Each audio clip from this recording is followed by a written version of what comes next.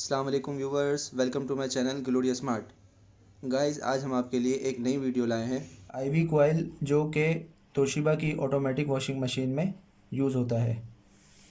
ये कोयल गाइस देखें आपके सामने है, ये इम्पोर्टेड है और बेस्ट क्वालिटी है। 220 वोल्ट और 50 से 60 हर्ट्ज़ पे चलता है। और इसके अलावा ये भी आपको बता दूं कि इसका शेप भी आप आसानी से चेंज कर सकते हैं। ये स्क्रूज लगे हुए हैं, ठीक है। और इसका ये प्लास्टिक का पार्ट आप अलग से यूज़ कर सकते हैं। पूरा कोयल भी यूज़ होता है। गाइस, मज़ीद मालूमात के लिए आप हमसे रब्ता कर सकते हैं।